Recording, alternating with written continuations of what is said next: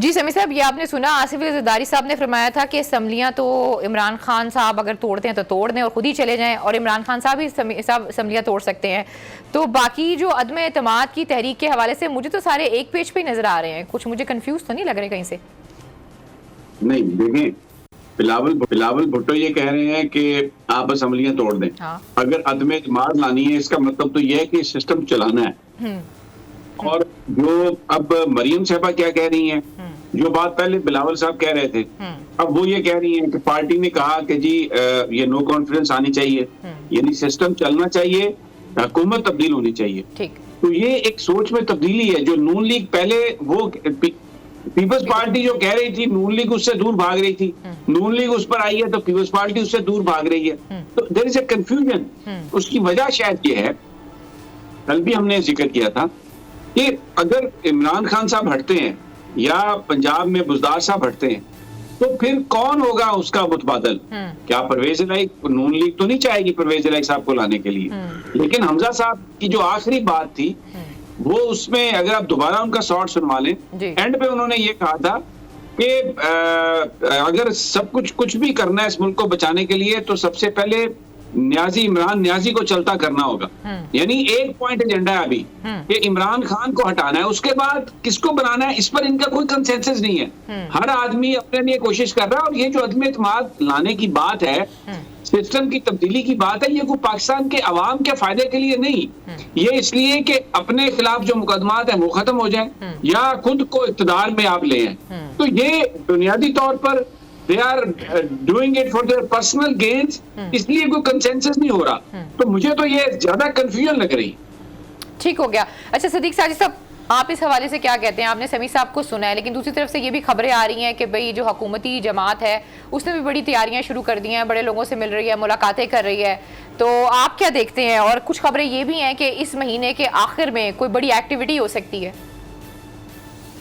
یہی ایکٹیویٹی ہوگی جی، عدم اعتماد کے حوالے سے یہ کوشش کر رہے ہیں. لیکن میں سمیع صاحب کی جو گزشتہ دنوں نے ایک بات کی تھی نا کہ ایک کلیئر کٹ جو میسج ہے وہ تو ہے، انہوں نے کہا ہے جی کہ وہ یہ ہے کہ یہ عدم اعتماد ہو بھی جائے تو جو بھی ان کے بعد آئے گا وہ اگر پارٹی کے اندر ہو یا ان کے آپس کے جو ایشوز ہیں پیپلز پارٹی نون لیگ کے، وہ کیا فوری طور پہ انتخابات کی طرف جائے گا یا پھر جو ہے وہ جو ٹرم رہتی ہے وہ پوری کرے گا.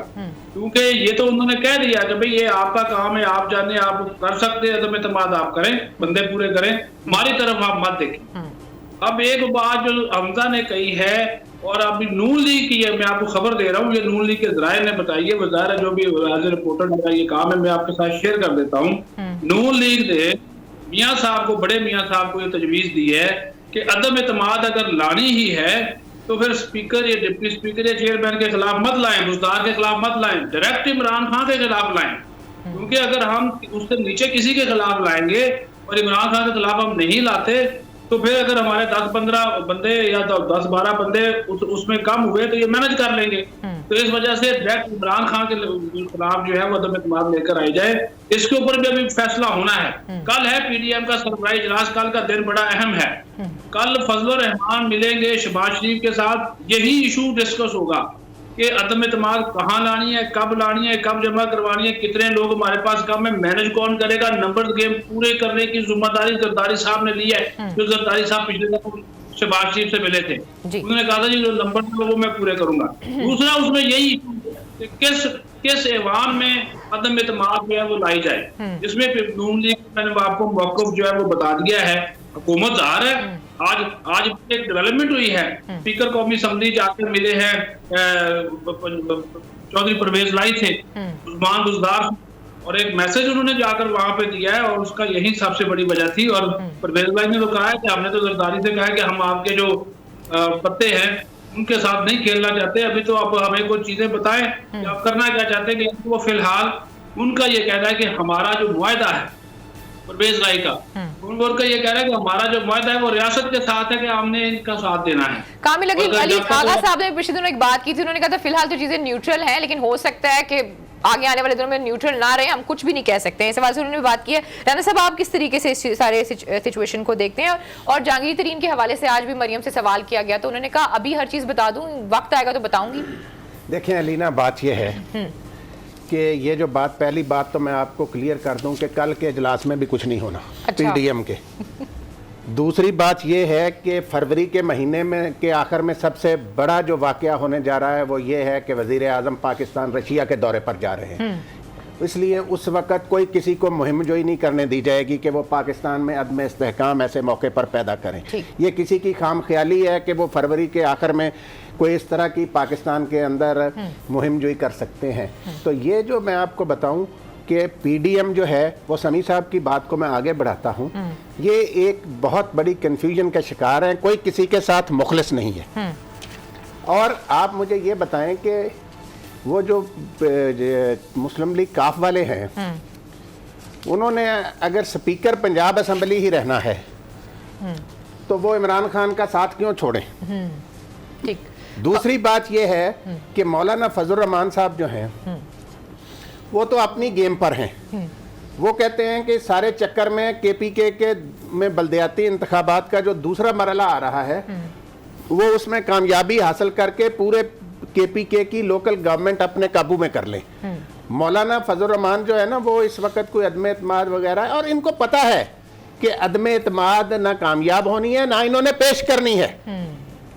तो ज़राए थे जो आज खबरें चल रही थी कि शहबाज शरीफ साहब और शायद परवेज़ इलाही साहब की मुलाकात हो, तो वो शहबाज शरीफ साहब के अपने देखें आज उन्होंने इतने तरले लिए हैं अदालत में कि जी मैंने वकील बदलना, मैंने ये करना, मैंने वो करना। जज ने कहा नहीं 18 तारीख को आप पर और हमजा शहबाज पर फर्द जुर्म आयद होगी।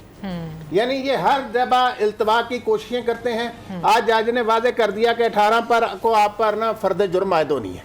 ठीक हो गया। तो वो तो अपने चक्करों में है कि मेरा किस तरह बचाव होता है। जी समी साहब, देखिए ये बात बिल्कुल राना साहब की सही है कि ये जो अदम एतमाद उस वक्त तक कामयाब नहीं हो सकता जब तक कोई इत्तेहादी न छोड़ के आए। नून लीग मिल जाए, पीपल्स पार्टी मिल जाए, इन सबके वोट मिल जाए तो भी इमरान खान की हुकूमत को कोई खतरा नहीं है। उनको खतरा सिर्फ अपनी जमात के अंदर के लोगों से हो सकता है। मिसाल मैं देता हूँ आपको, अब फैसलाबाद में कल वजीर आजम थे, वहां पर इजलास था और वहां पर तमाम एमएनएस थे, सिर्फ राजा रियाज नहीं थे। वो इस्लामाबाद में जानबूझकर रुक गए क्योंकि वो इस मीटिंग में नहीं जाना चाहते थे। अब हम सबको पता है कि वो जहांगीर तरीन के साथ।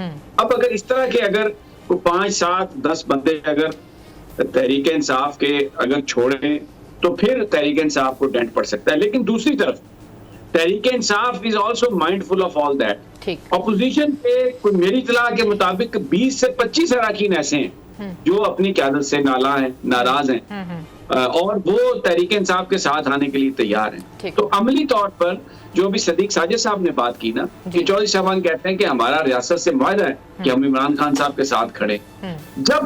जब तक पाकिस्तान की एस्टेब्लिशमेंट नहीं चाहेगी उस वक्त तक चौधरी साहबान या MQM इमरान खान साहब का साथ नहीं छोड़े। वो बिल्कुल क्लियरली ये कह भी चुके हैं।